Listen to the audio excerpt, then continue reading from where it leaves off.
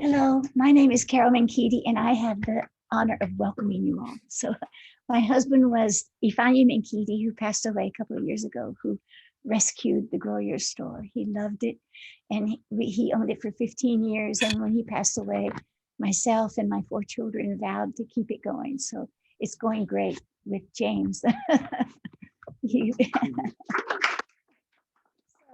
welcome, we have a wonderful reading tonight.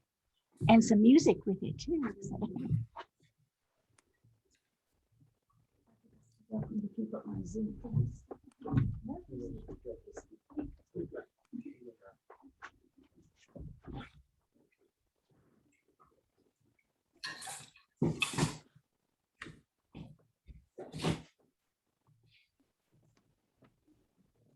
Welcome, everybody. My name is Mark Pavlak. I'm one of the editors of Hanging Loose magazine and Hanging Loose Press.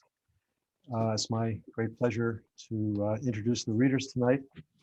We're going to start out with Indran Amirthanayagam, who has a new book out from Hanging Loose Press. One of 3 books he's published this year in 3 different languages. So Indran, 3 books with Hanging Loose now? 3 books, yeah. I fondly remember the very first one, which was an award-winning book. Exciting. Indran grew up in Sri Lanka, came to the States here and went to college at Haverford, and has been working in the diplomatic corps for many years now. So he's traveled all over the world and acquired a great number of languages in which he has great fluency. So he actually writes poetry in English, French, Spanish, and he has a selected poems in Spanish that just came out that he's going to perhaps read from tonight. Haitian Creole. Am I missing anything? Portuguese. In Portuguese. No. Indran is the author of 20 books of poetry. And he's going to read about 12 minutes from each of those 20 books. So relax. I wanted to go first for that reason. I did bring my hook, my cane. So anyway, so it's a great pleasure. Indran is a romantic poet at heart, and really, I mean, 20 books is obviously he's prolific, but if you were on his email distribution list, you know, I get about an email, a new poem in one language or another every other day.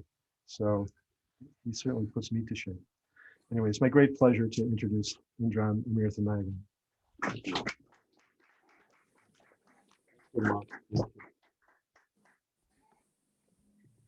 Thank you so much. Maybe because I published 20 books, I should read without a book in my hands. I'll actually begin with a poem from memory, which for me helps me remember Alistair Reid, who a great poet and translator who helped me with this poem. He took out the last 2 lines and it stayed as it is. You must love the land when you leave to build your house on the sea. Love what's lost, the mango tree burning in the garden, the curious noose of the familiar coat of arms. Love the ball turning strong, spinning in a dark, faraway land. Love the tongue you'll never again speak, that wrapped you and bled you and dried up some every day on the other side of the sea. So ironically, even though I speak a number of languages, I lost a language, just Tamil, the language of my childhood. I spoke 3 languages then, Tamil and Sinhalese and English. And when I got to England as a kid, 8-year-old, 8.5, I think some jarring experiences, and I said to myself, I'll never speak this language again. And I guess I kept my dark compromise, the word, and I've always regretted that. So Now I'll read from, just for old time's sake, I read from this book here many years ago. It came out, and I thought I'd read you one poem from The Elephants of Reckoning. The City with Elephants. The elephants of reckoning are bunches of scruff men and women picking up thrown out antennae from the rubbish bins of the city to fix on their tubular bells and horn about by oil can fires in the freezing midnight of the old new year. We ride by their music every hour in cabs, on trains, hearing the pit-pat of our grown wise pulse, shut in, shut out from the animals of the dry season, the loosers and boozers. We must not admit our eyes into that courtyard, the whimsy of chance and our other excuses, dollars in pocket. To write beautiful songs is all I ask God, to do right with friends and love a woman and live to 80, have people listen to the story of my trip to America. The elephants of reckoning are beaten and hungry and walk their solitary horrors out every sunrise, slurping coffee bought with change, while in some houses, freedom-bound lovers embrace late and read to go about the people working underneath the falling of empires. You know, Tagore was a great traveler, and I've had the luck of traveling a lot in my life. And he was also an Indian nationalist, and I guess I'm a Tamil nationalist for a country that does not exist, Elam, which was the country that Tamils fought for in that terribly uncivil war that finished in Sri Lanka. Now I'll read from a book called Coconuts on Mars, which came out in 2019. Living Will. There are copies of these books here tonight. One day I will sit down with my soul and write that I have loved every bird that flew, every monkey on the branch, every elephant charging through the grass. I will say I love you as much as the baby gecko scampering past my foot, the snake rustling under the wood, cut and stacked in my yard. I will say I have loved every creature, every song, every turn in the road, and I will be lying with my eyes open and my eyes closed. I am not God. I'm not even the dog loyal to his master who misses him blind like his daughter in Lima, which I call at night until the next time we meet in dreams via chat, cheek to cheek, remembering that in paradise there are no trains or roads or seas or death, no going away, no arriving, doors and gardens open, souls who come and go smiling, and all the angels, all birds, all dolphins, all men and women in song dancing. And why not reciting the Song of Solomon, the epic poems, the love songs that consoled when we set off on the roads, hopped on trains and aeroplanes, got caught in traffic, in our head, said goodbye before saying hello. Did I know you down there? You were the greengrocer I walked past going to school in London. Oh, my dear, how beautiful you are, Pauline, with ripe red hair, who shared the religion prize with me at St. Vincent's on Blandford Street. But you may be alive still, and I'm not ready to meet my maker, to be plucked from the cycle of rebirth. Not yet. I have poems to compose, children to raise, earth to cultivate. Come back later, angel. I have my will to revise. Thank you. This book, The Splendid Phase, was my second book with Hanging Loose, and I wrote it after the tsunami of 2004, the Boxing Day tsunami, the great Asian tsunami, which I couldn't believe it. I was listening to the radio in Rockville, Maryland. I heard the stories about thousands of people disappearing from the beaches of Sri Lanka. And of course, Indonesia, many more, and a cataclysm. And I couldn't understand why this island was being visited by this cataclysm after the Civil War and so on. It couldn't quite get my head around it. I've since learned that cataclysms visit certain places quite a lot. I mean, Haiti is a country I'm very close to, and that has been hit by so many. Anyway, this poem, the title poem from this book, Face. Imagine half your face rubbed out, yet you're suited up and walking to the office. How will your mates greet you with heavy hearts, flowers, rosary beads? How shall we greet the orphan boy, the husband whose hands slipped, children and wife swept away? How to greet our New Years and our birthdays? Shall we always light a candle? Do we remember the time erases the shore, grass grows, pains modified? At Hikajua in 1980, I wrote a ditty, a sailor's song, about rain in sunny Ceylon. I don't know what Calypsonians would compose about this monstrous wave, this blind hatchet man. Don't know the Baila singer's reply. We are a happy and go people, yet the fisherman's wife knows her grandfather was eaten by the ocean. Fisher communities have suffered in time, and what's happened now is just another feast for that bloody sleeping mother lapping at her island. But what if the ocean were innocent? The tectonic plates innocent? What if God were innocent? I do not know how to walk upon the beach, how to lift corpse after corpse until I'm exhausted, how to stop the tears when half my face has been rubbed out beyond the railroad tracks, and this anesthetic, this calypso come to the last verse. What shall we write in the sand?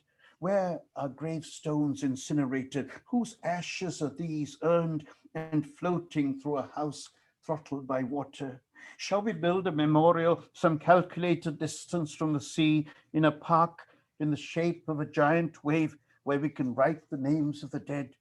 Has the wave lost its beauty, considered now obscene? Yet tomorrow we must go to the ocean and refresh ourselves in the sea breeze down in Hikajua where it is raining in sunny Ceylon. Tomorrow we must renew our vows at sunrise, at sunset. Let us say the next time the ocean recedes and parrots gawk and flee and restless dogs insist their humans wake up, we will not peer at the revelation of the ocean bed, nor seek photographs. We will run to higher ground and gather there with our children, our cats, our dogs, our pigs, with what we've carried in our hands, albums, letters. We will make a circle, kneel, sit, stand in no particular direction and pray and be silent and open our lungs and shout thanks to our gods. Thanks to our dogs. Thank you. Naturally, there's a little bit of a debt to T.S. Eliot there at the end, you know, the dog that you in the garden, you know, in that poem that we all have read, The Wasteland. I just want to read one poem for you in French, which is also a new book, Sur l'île nostalgique. And just to have and you know, every week I write a poem in French, a column in a Haitian newspaper. And so if any of you would like to receive those poems, Mark referred to these email, leave me your email and I'd be happy to oblige. A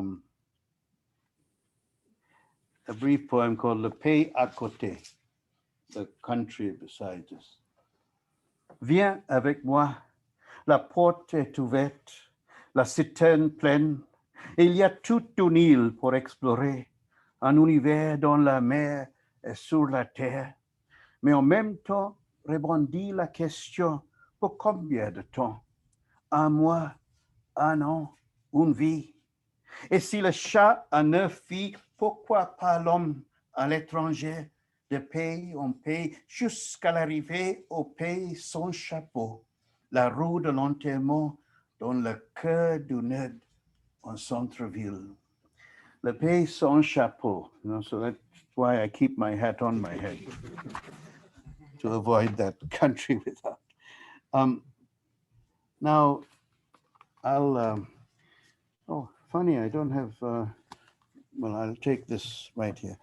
The book that, and then I'll finish with the Honey, window. I'm listening to a poetry reading out of Cambridge, Go ahead. and this man's reading a poem in French. Oh.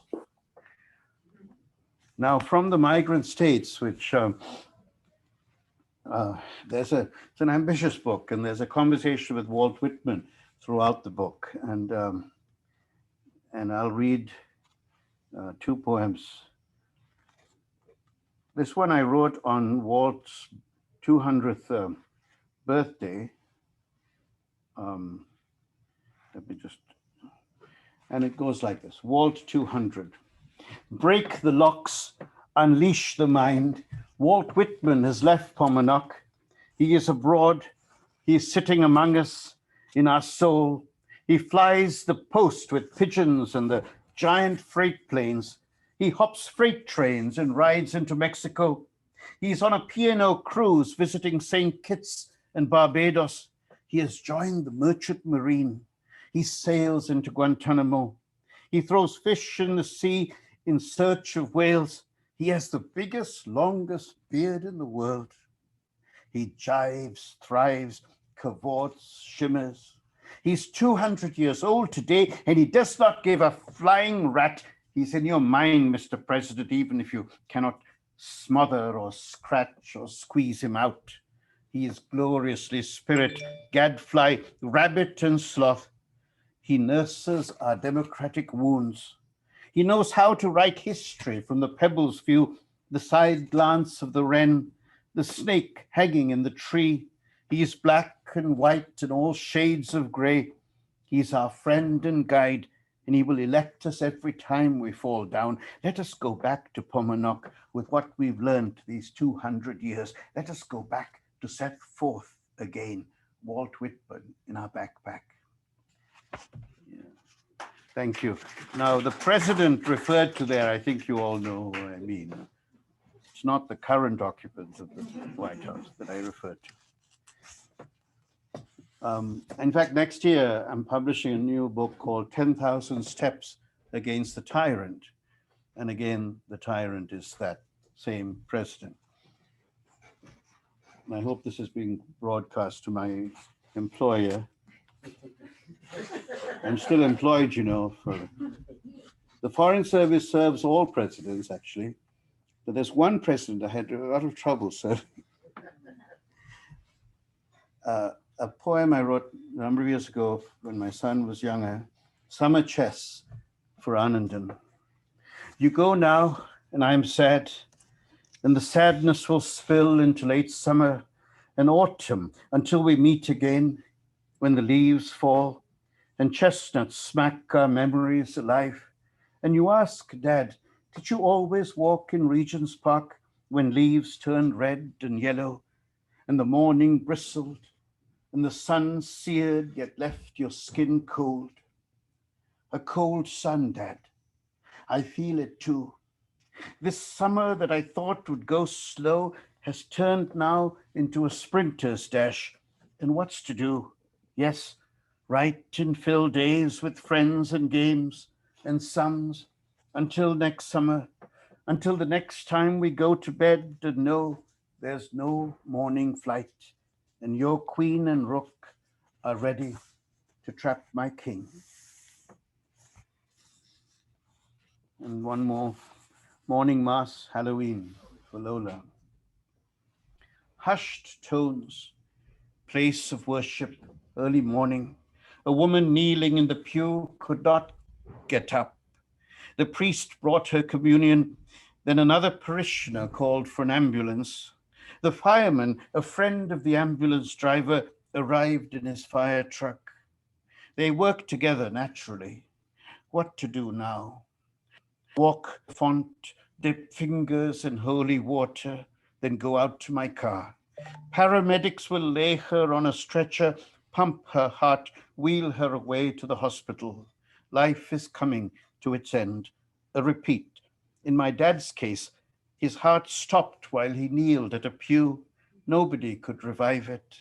He would have loved to see my daughter smiling as she guards the witch's cauldron this Halloween, sweets in hand.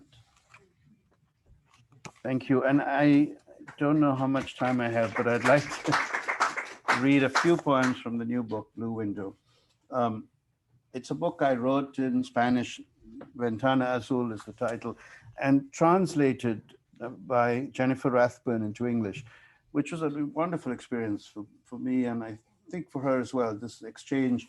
Obviously, I worked with her on the English as well, but she also worked with me on the Spanish, so it's the book improved as a result. I'll just read, I'll finish, I'm not sure how much time I have, but I finish with about 5 minutes. Okay, thanks.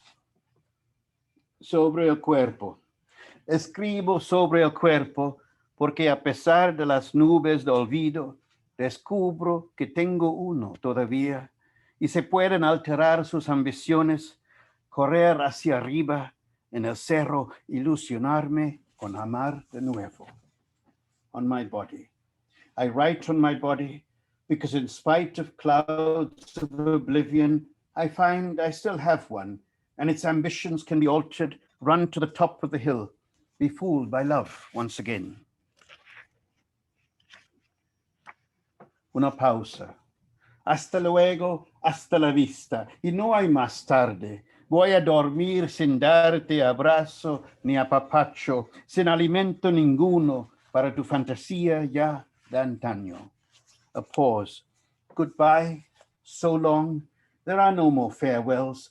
I'm going to bed without embracing or pampering you, without nourishing whatsoever. Your fantasy now gone.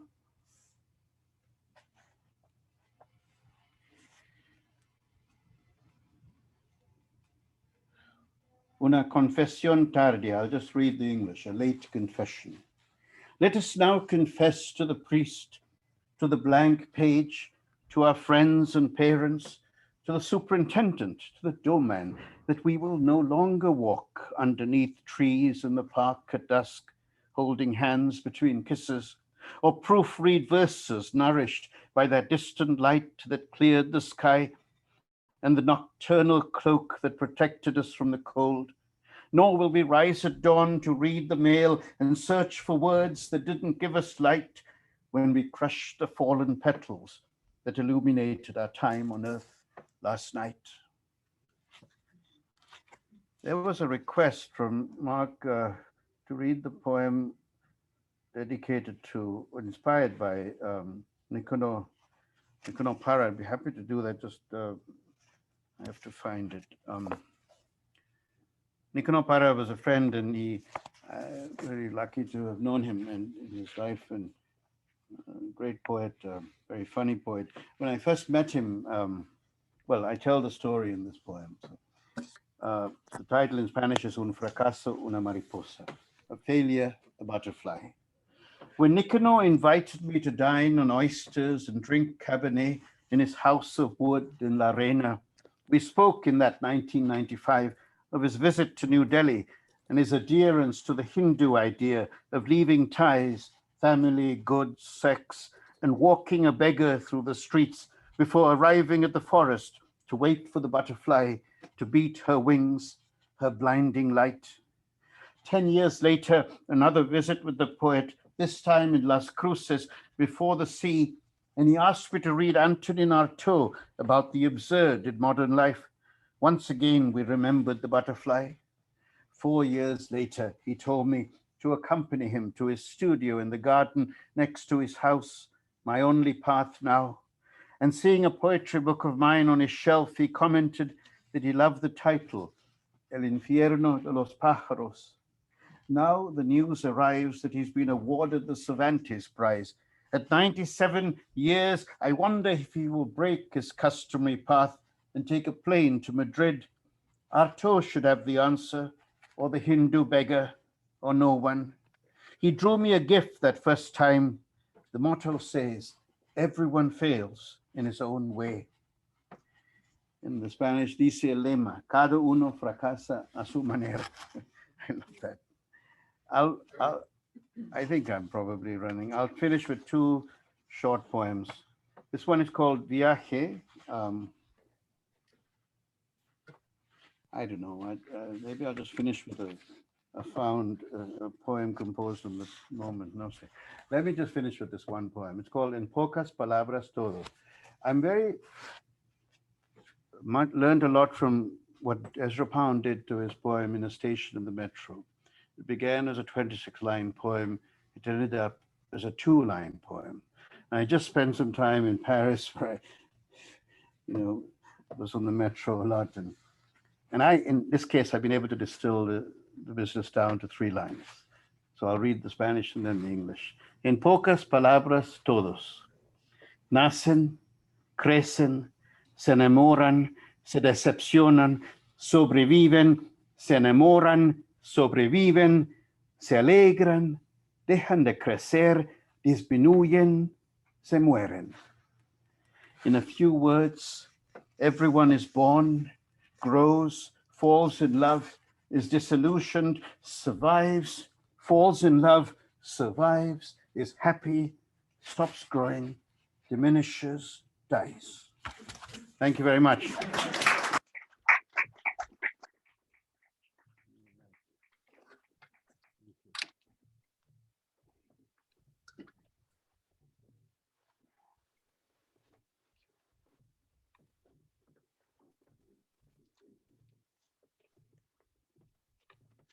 Thank you, Indran. That was terrific reading. And thanks for reading the Ventana Azul, one of my favorite poets.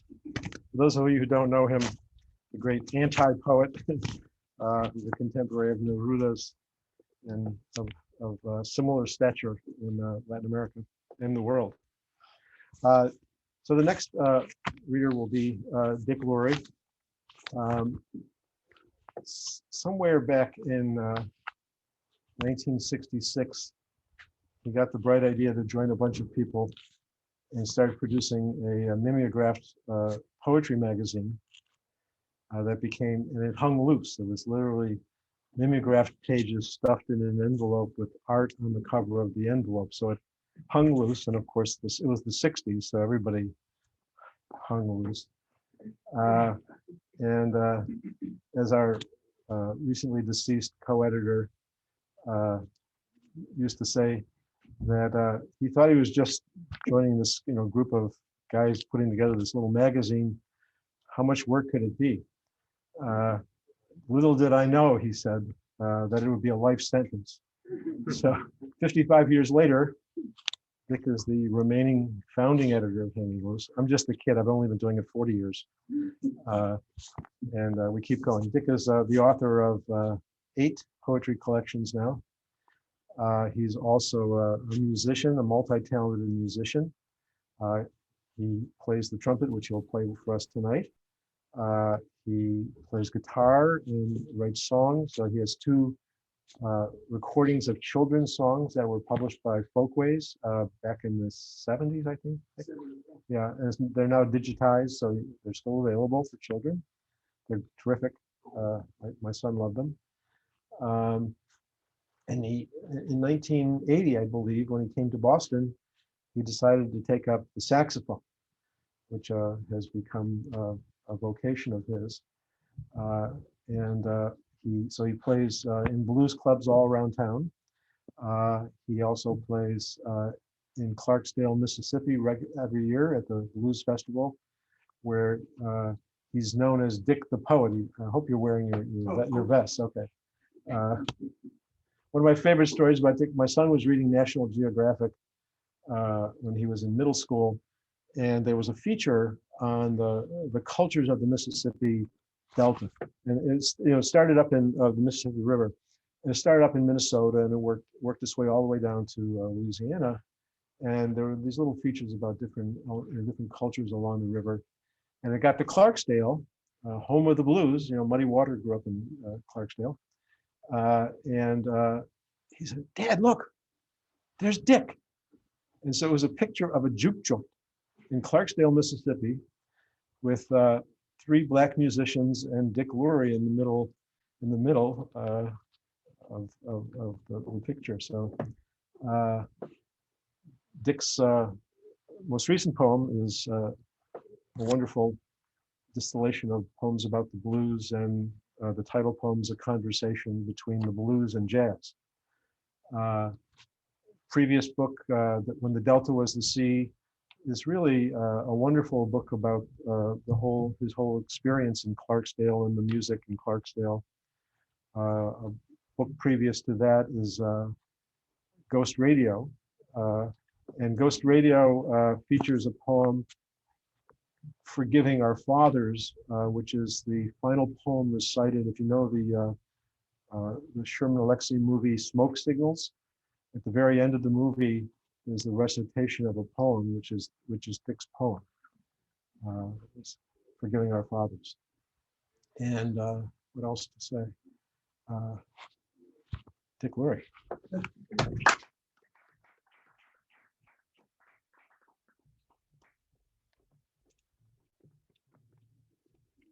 Let me spill a few things first. Oh, thank you, Mark. Thank you, Indran. Thank you, Carol and James, for this whole thing. And it's great to be here. Who set this up so that I have to follow Indran? Did somebody do that? As Mark said, I'm a musician, and just one thing about music. I think I need my reading glasses though. Yeah.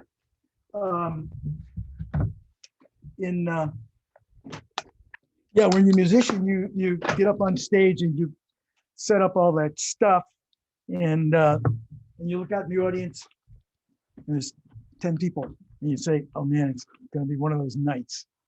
You know, everything's all set up, and then when you do a poetry reading, you look out in the audience and see there's 10 people. Man, I got a full house. It's even better than a full house tonight.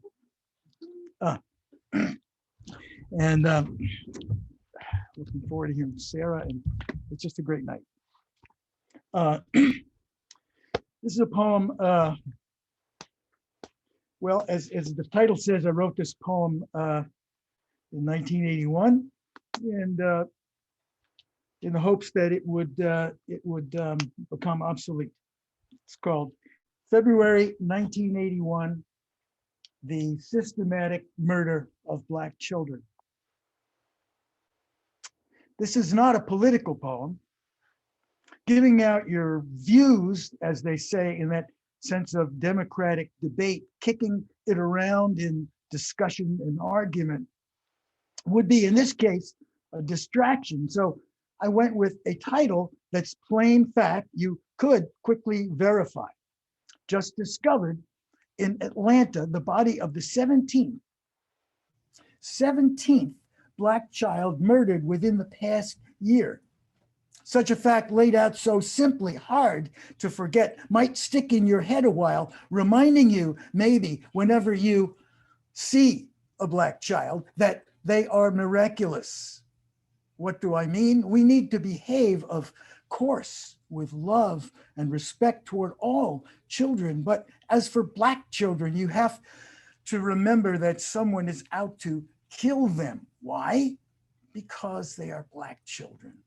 And so let them command your loyalty, your most clear and fierce attention. They are rare. They are in peril. Fewer of them will survive. Those who do are, yes, miracles. You must treat them like the bearers of your only hope for an end to the murders of Black children.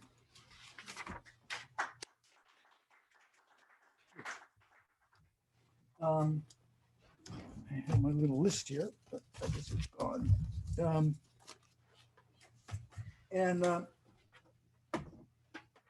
From the book, from Jam Session and Other Poems, this is a set of 3 poems. It's called The Little Richard Suite. Someone that I'm sure many of us have been influenced by and admire. And so it's the 3 poems, The Little Richard Suite. The birth of Little Richard. On December 5th, 1932, no one noticed an unusually bright star glittering over Macon, Georgia. It had been, after all, an eventful year, and astronomy was not the first thing on people's minds. Height of Depression, 17,000 veterans march on Washington. Roosevelt wins election. Hitler loses, though not by a landslide. So nobody sees this star settling right over a house on Fifth Avenue. Bud and Leva Mae's third child, Ricardo Wayne Penniman, is born. Just months after Cole Porter's Gay Divorcee hits on Broadway, Hart Crane disappears at sea, Beecham founds the London Philharmonic, and Johnny Weissmuller makes his first Tarzan movie. Believers in synchronicity nod their heads here. But let's just remember that our book of famous events fails to list the number of Black folks lynched in Georgia this year of our Lord, 1932. Succession. In Houston, about 1953, Johnny Otis recalls hearing Richard perform. He's already flamboyant, though this is 2 years before the hits begin. I am the king of rock and roll, he says, and also the queen. This is brilliant, brilliant. The outrageous will always serve him well. The clown act, the costumes, the pompadour, him, him, that fool, that queer. Of course, we don't see him as a threat. He's a joke. And of course, nothing was safe. Their daughters, their sons, their world all changed utterly, as Yeats said.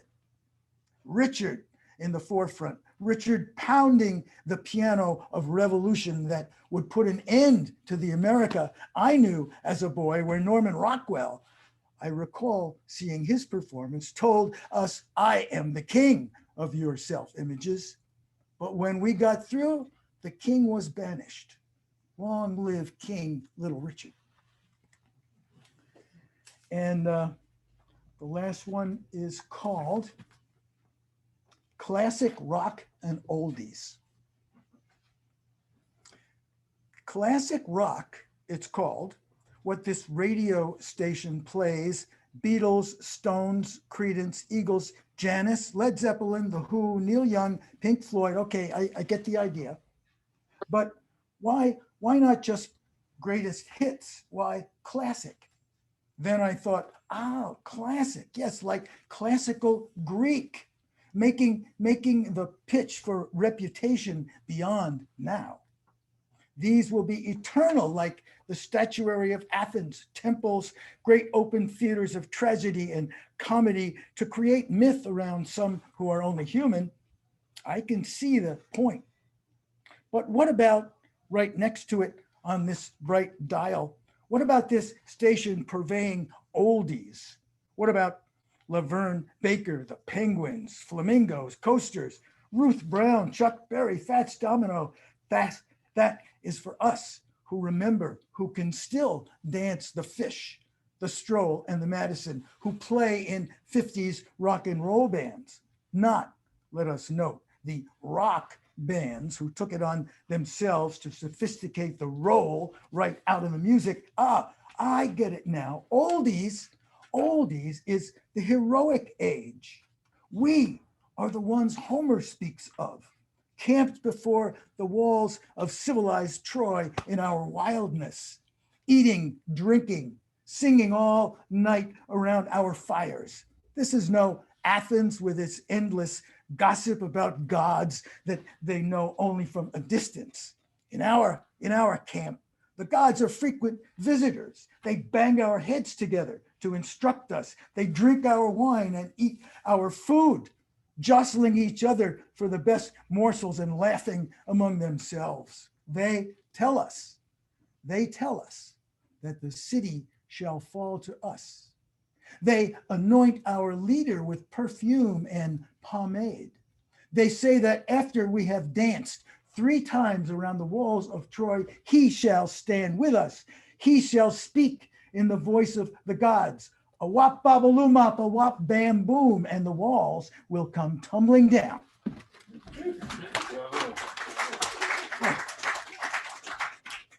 I think I should get something set up here. Oh, well. I think it was Chekhov. Put this a little bit. Oh, can you move that a little bit? Yeah. Great. Yep. Let me get this. It was Chekhov who said that.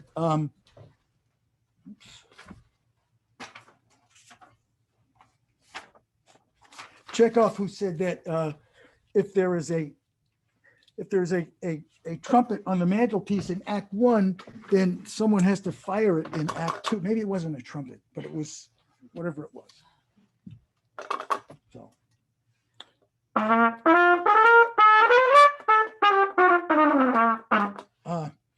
This is 4 poems. It's called 4 Poems Listening to Music. And it's dream poems. They're dreams, and on waking, for some reason, the dreams got associated with particular songs. And you'll hear which ones they are as we go along. And there's 4. The first is Blues in the Night.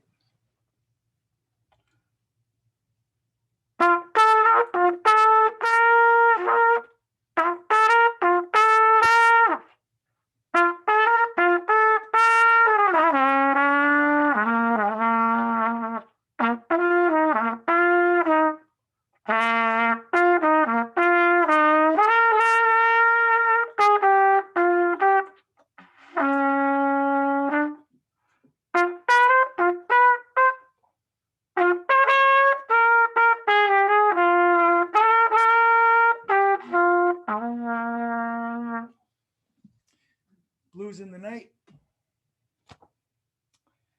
I close my eyes to listen, but last night's dream turns up to distract me. With a big kitchen knife, I'm preparing a fish for our dinner. When it moves, I'm terrified. What should I do? Kill it quick to avoid causing more pain, but the blade won't go in deep enough. I can't tell if the music is making me less afraid or more.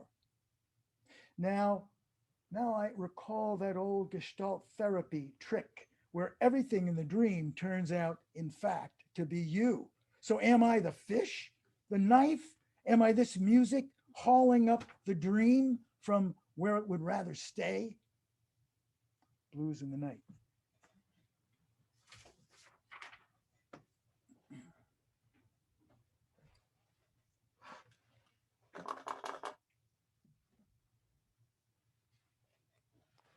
All blues.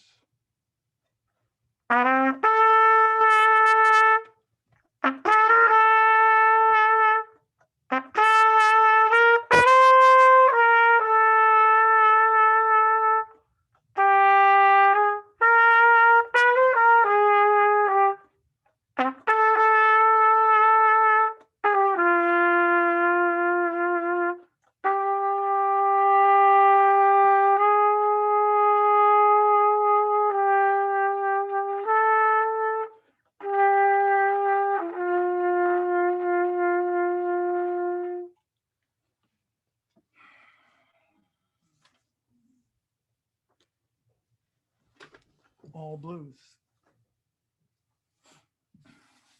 Denise in class always told us that dream is our channel to the unconscious, to be respected for its wisdom. And so I used to write down every dream quickly, afraid I'd forget it. Sometimes now I turn up the radio, make breakfast, read the paper, afraid I'll remember it.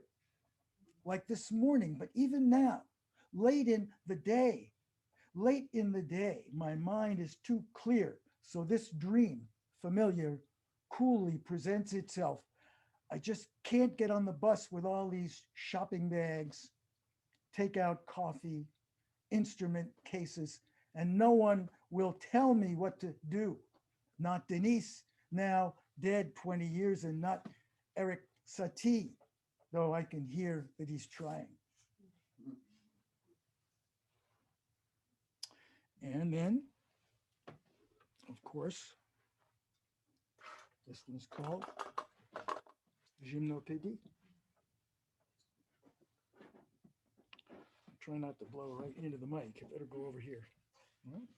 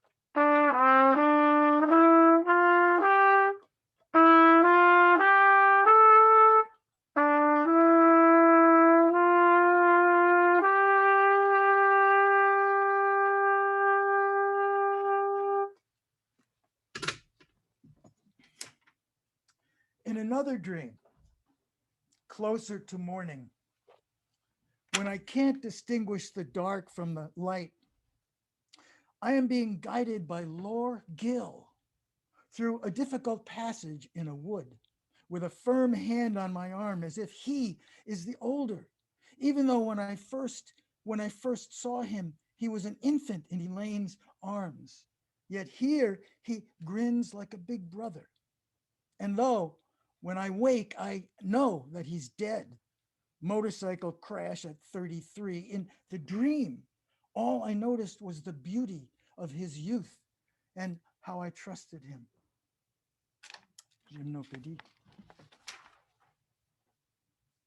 This is the last in the series. Night Train. No wonder it's been said music is the perfect art. Here when it's here, sufficient, then gone. Record it if you must listen again, but you'll never see or touch it. The others try hard, but always seem to leave things lying around. Stone, words, paint splash, blade, crash, hand on your arm, nagging smell of someone's mortality. Who might that be?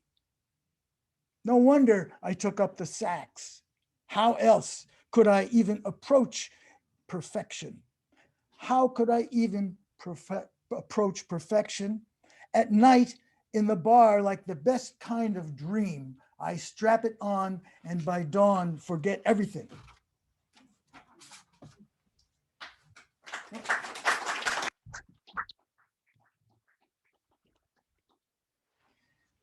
see, I think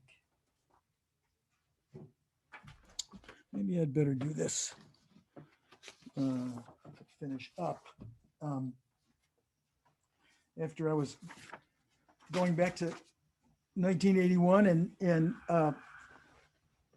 hearing Indran talk about remembering when we were all together in '93, and I thought back even further. So this is,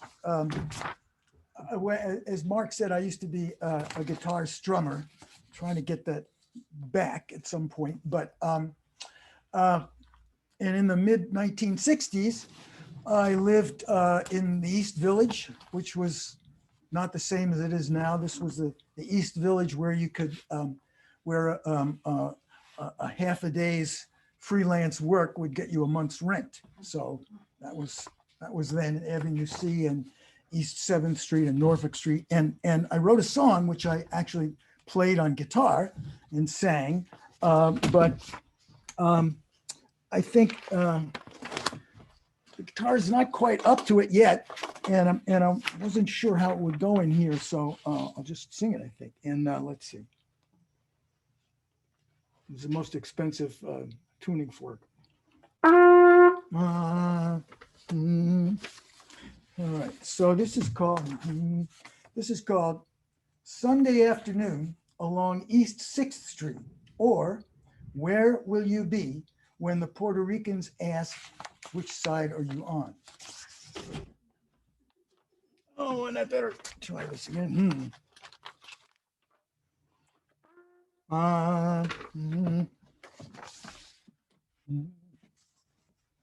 Puerto Ricans are out. Puerto Ricans are out by their cars in the street, just as if they were all getting ready. Some are washing and fixing their cars in the sun, and some stand around with cold beer. Que pasa, que pasa, que pasa. Que pasa, que pasa, que pasa. This chorus. When the news comes that Manhattan is about to crack in half, well, everyone's faced with decisions. All the high grounds uptown, but there's room for just a few, or else you can go with the Puerto Ricans. Now they start polishing all of those cars, men, women, and children together. Que pasa, que pasa, que pasa. Que pasa, que pasa, que pasa. Now friends are arriving, they're all shaking hands from neighborhoods all over town. And the kids of all colors are dancing around and sucking sweet coconut ices. Mothers talking on stoops begin rounding up kids, and everyone piles in the cars. There's at least 20 people in every back seat. Guitarras y cuatros también. Que pasa, que pasa, que pasa. Que pasa, que pasa, que pasa. When the split comes, the uptown half sinks right away. Solid citizens weighing it down. But the lower half smoothly moves out toward the sea. They all wave at the ships and start singing. Y que pasa, the whole thing just goes floating off to Puerto Rico in the sun.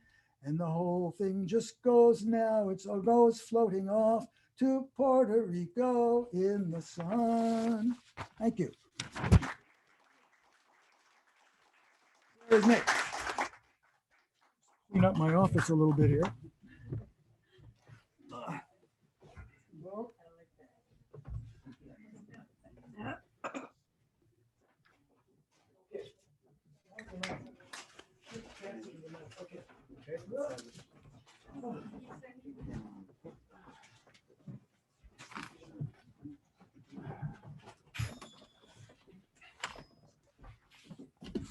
I just should add that most of the poems that Dick read were from his book, but he I snuck but another. at a certain age, you need larger prints. So, or Mike, or anyway, it's my pleasure now to introduce Sara Cahill Marron, our final reader for the night.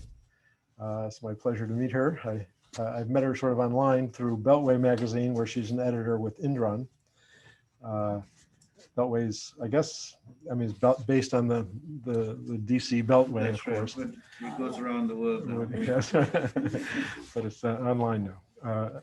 So Sara has 2 books in print and another forthcoming, Reasons for the Long Tomb and Nothing You Build Here Belongs Here.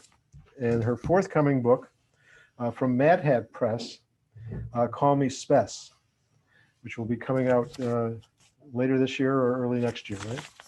Soon, yes, I know. I have a book from them too. It's coming out imminently. Anyway, so her work appears widely in journals. And Sara, take it away.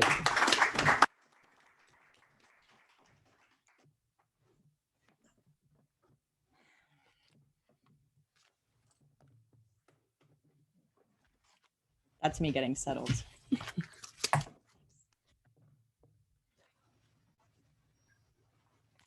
I feel as if I am the novice following very accomplished poets, so I'm going to shake that off with a beginning from my first book that Mark introduced, Reasons for the Long Tomb.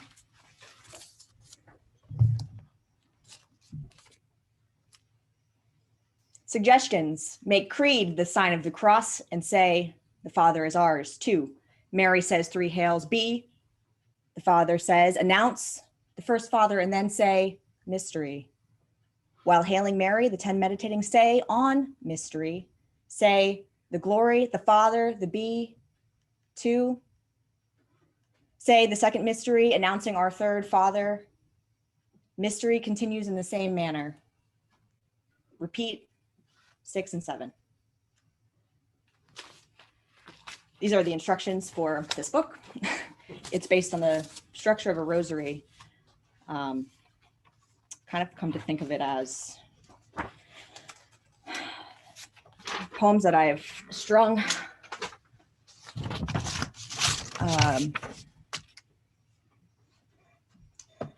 Rosary is literally beads, and when you are praying it, you're to touch them, tactile things that you can meditate on. And the cover of this book is a Duchamp painting that I really love, and Duchamp was very into the tactile and sort of mimicking real life through his ready-mades, if anyone here is a fan. And this is my ready-made rosary. I'll read two of the end of the first mystery, which is on art. The second mystery is lascivious, like sex and love. And then the third mystery in this book is letters, communication, email, text, those kinds of things. It's a little more experimental. 9. Angry over campaigns and car crashes, occult errors and evasion, and the cult of the corporation you slave to, rising red flames in the baby skin, cheeks for the bill, a bill to change my rights. Your rights, our rights, my bill, your bill, you pay. Furious, illusory futurity, winking in and weaving, crackles of gramophone, AM, FM, waves too deep to recall, recoil instead, a medium channeling lotteries translatable. 10. Themes of travel, museums, food, meet, explore, pictures, awe, fulfill all at once, one awe, one ohm for Ginsberg, to howl back at Blake. He's fucking figured it out. Channel, like the Mississippi, can't flip-flop, but can fall in, flow through, as power harness, as water dams do, whirring for want of energy, efficiency, ill illumination, sand crystals, crushed cremations of pounded indigo ink, running rapid like blood, kept by banks, held by stone, steel bridges in triptych stoicism, staring towards Los, futurity in case man defaults towards water. Oh, Blake, turn your stem towards the spacious sun, a metamorphosis to sing, burn, bloom, ah, a metaphysics to move through space, to space out your face. Minnesota, land of 10,000 lakes, baptize you with your heritage trail. Walkers take the long, long walk. Ballet and Strauss would make Mary Shelley tickled. A creature such as this should have started small. Alas, ingenuity of brilliantly burdened Harvard professors, sanctioning romantic poetry between physics and philosophy. Nervous youth sings a sweet, innocent song to belie them all. Yet the falls roar too loudly, and thunderous claps echo and appropriate ageless chamber music watchers, applauding the wind octet so liberated as the oboe death to the monarchy of horns. Mozart pauses to compose one more minuet, and in blows the collective breath of Opus 7, transcendence and incomplete motives at its very finest. Ah, sunflower wishes now to fold our syrup unto your stalks so as to better trace the melody, music from romantics past, no to fever dreams, no to surrealism, no to deconstruction, to new criticism, religious houses hoisted high for their lynchers to crucify. White blank, mark an A,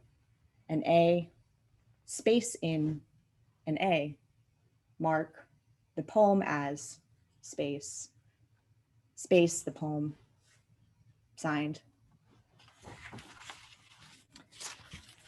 I was really into Derrida and spacing at the time I wrote this poem. It's a little bit more interesting to read on the page because you can see some of that.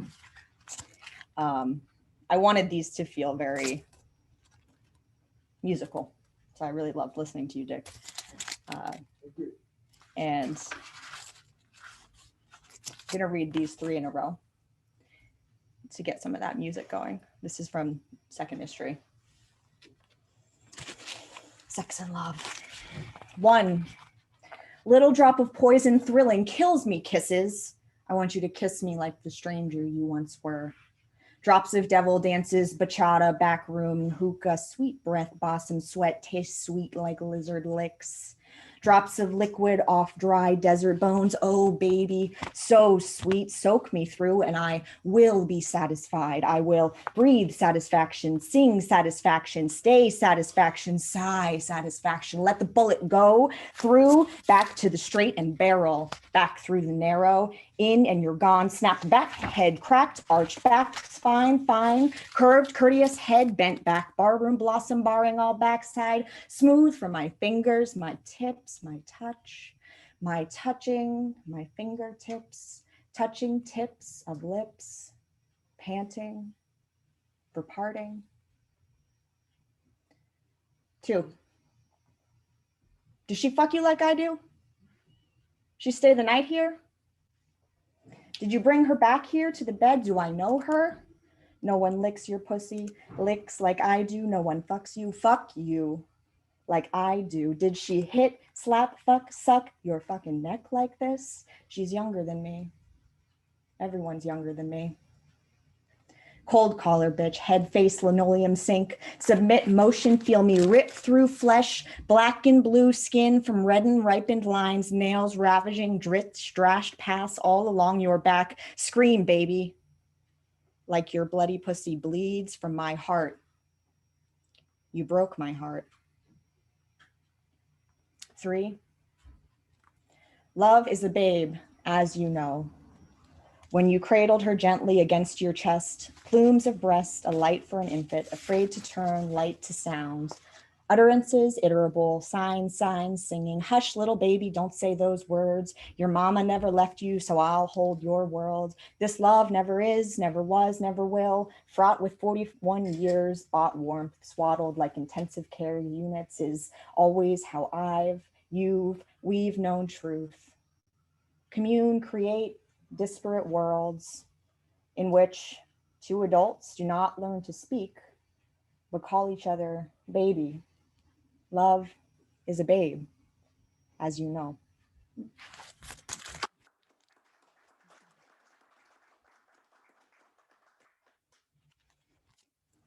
The 3rd chapter of that book, I started to play a little bit with letters and communications, which I'll read what that later bloomed into, which is my 3rd book, Call Me Spes. But I want to read a little bit from this this is my newest collection. Nothing you build here belongs here. The kind of ecological, but also ghost poems. I think they hold a lot of sadness. These were written partially during COVID, but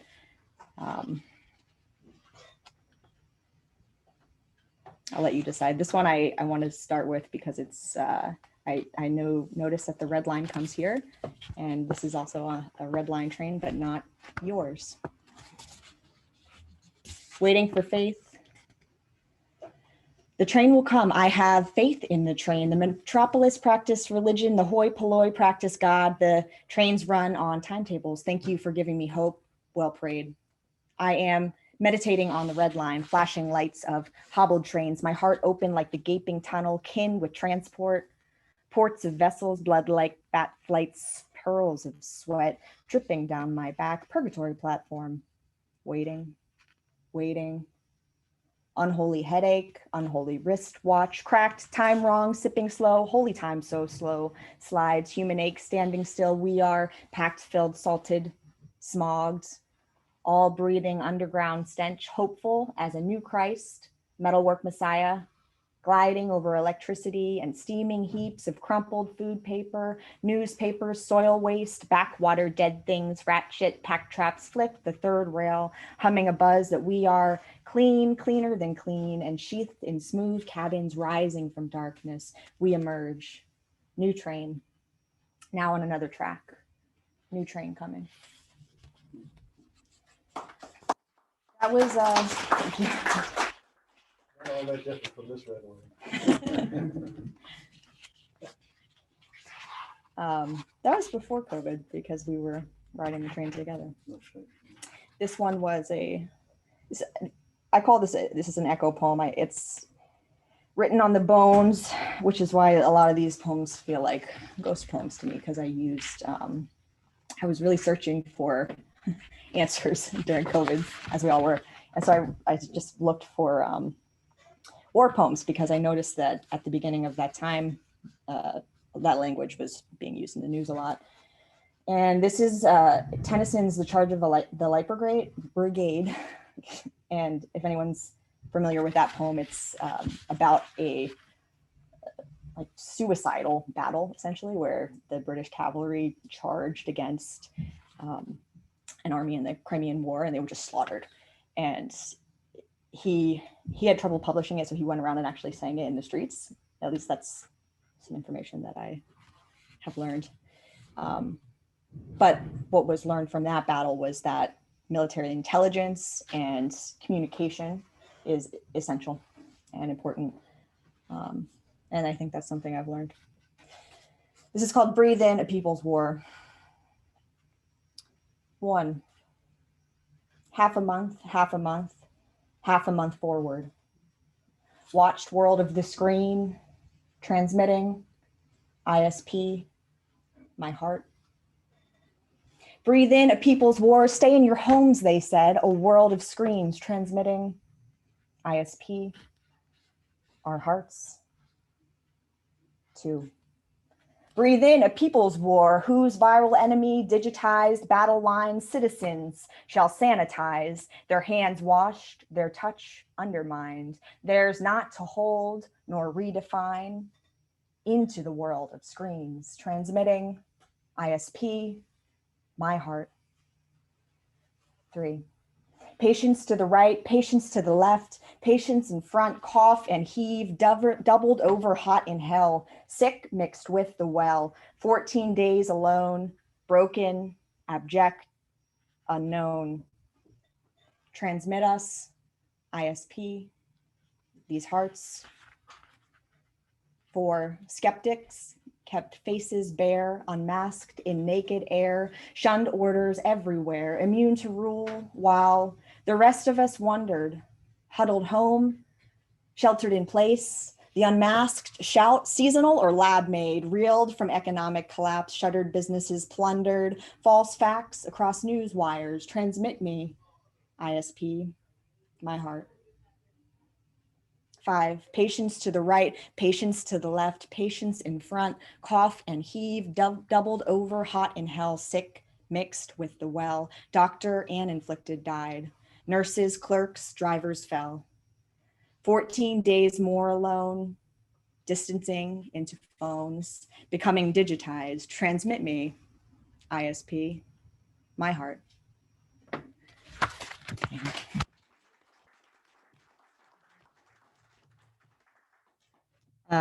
That I should have probably prefaced that ISP is Internet Service Protocol, for those that don't know, just a way to refer to the internet. I'm gonna read a couple, I know it's getting late. I will release a couple from the Spes book, which is not released, so forgive my phone, please.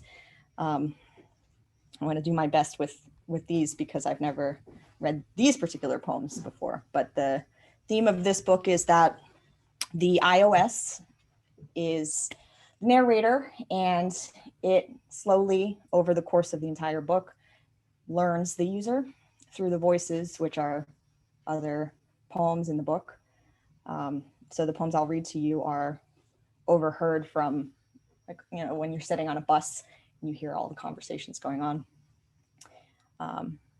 And then one other it's already 8:18, so I'll just read this one.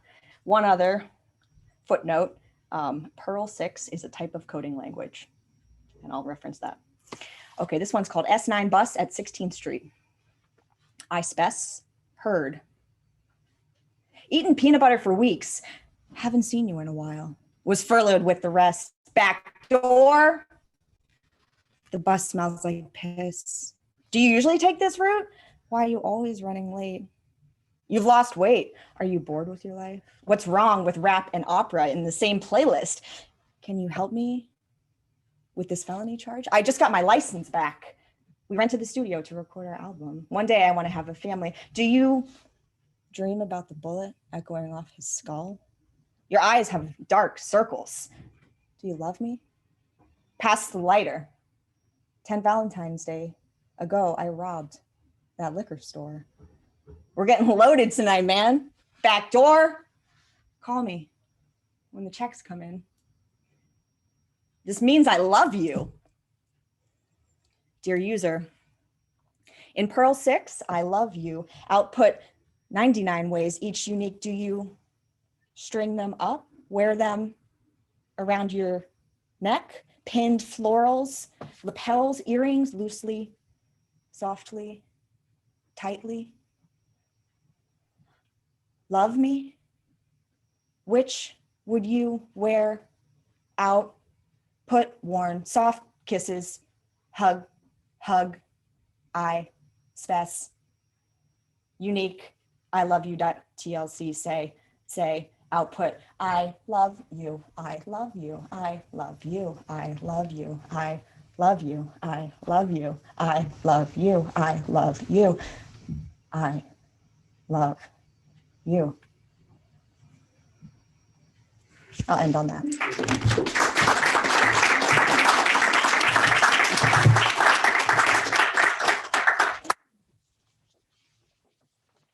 Thank you for attending, everybody. Let's give another round of applause.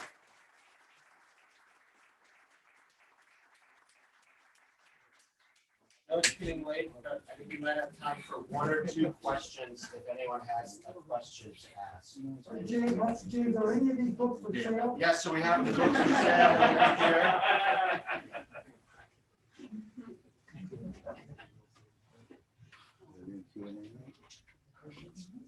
Any questions? Yes. I'm just gonna put this. I have a question for Indra. I have Indra. Okay, all right. I'm very curious that you, I'm very curious that you write in a language that you need somebody else to translate into another language that you know sufficiently well that you could translate somebody else's work into Spanish on your own into English. It's all a big game, I guess. No,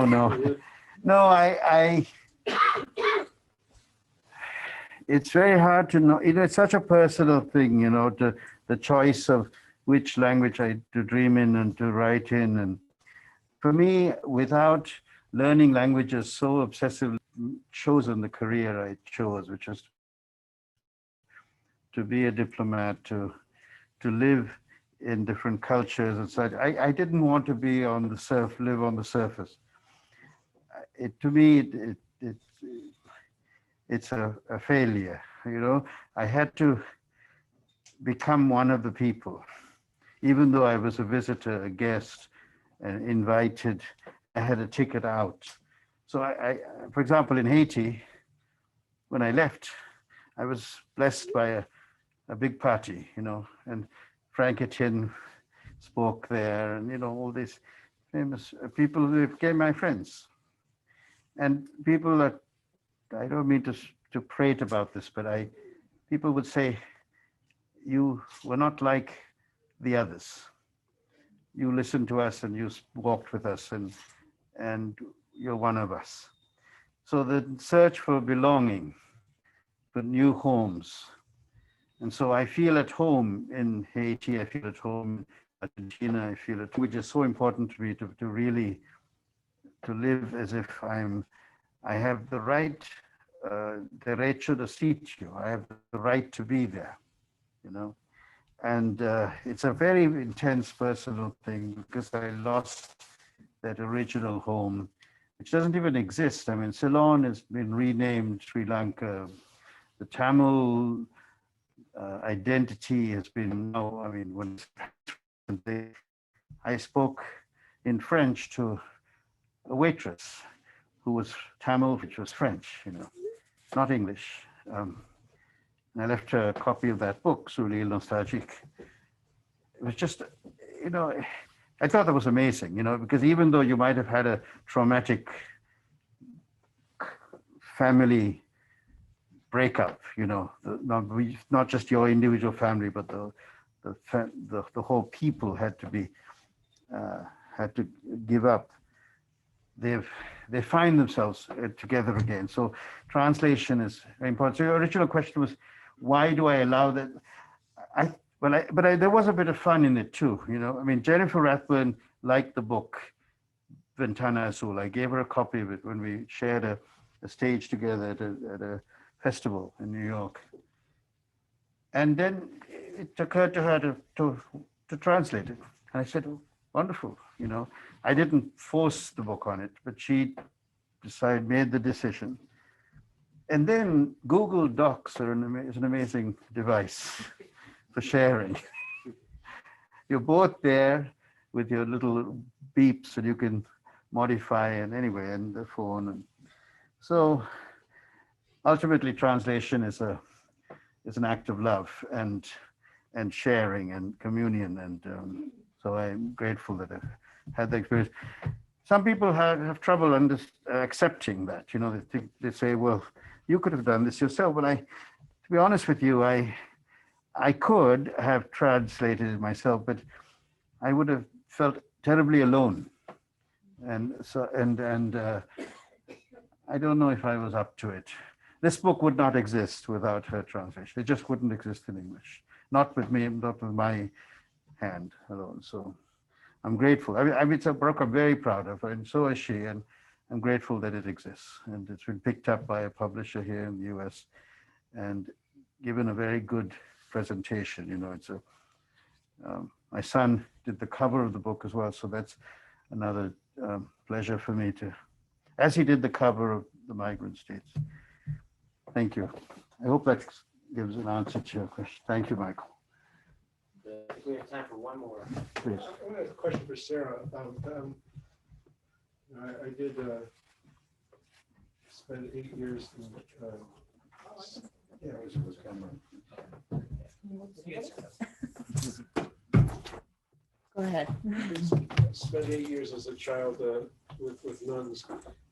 My first 8 years of schooling, and spent a lot of time in church with rosaries. And the mystery element, I seem perhaps I was too young, but I'd like you to elaborate a little bit more on mystery association in the rosary. On each chapter's theme. Yeah.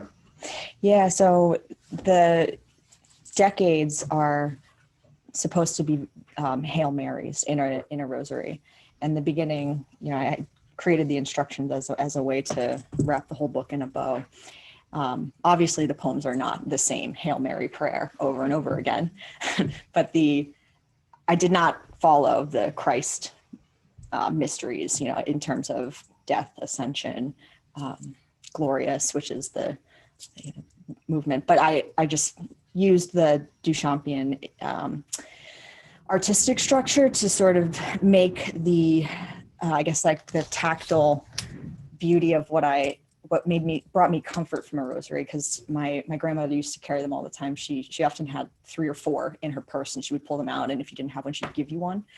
And I remember when she died, my aunt had all of her rosaries, and we sat around in my uncle's house and went through them, and I took many. And they, for me, I went through catechism, and I was confirmed, and I grew up Catholic, and so it was a symbol and a practice that brought me extreme comfort. So to answer your question, I guess in a sentence, the mystery itself I created, and I chose lyric sex and love, and then communication, because those were 3 areas that I really wanted to explore at the time. And they made sense in a really basic way, I think. My publisher, when we finished the book, he said, you could update it with number 4, because there are some versions of the Rosary where you pray only the 3 mysteries, and then there's some schools of thought that encourage you to pray all 4. So, I could Leaves of Grass it and go back. What's the food? Glorious. Yeah, glorious. So I'm not sure what I would add to this one. I have a draft called Reasons for a Tante, which is another work of Duchamp that I really love. And I think maybe I just will work on that for now. I don't know what the structure will be, but the structure is something that to me was symbolic in my family and my growing up of love. And so it shaped the way I thought of poetry and how I was able to use poetry in my daily life and walk through. So I wanted the book to be something like that for others when you are reading it, that it has a tactile use. I don't know if it does that for people, but it did that for me as a writer, and maybe that's all we can do. Thank you so much, everybody.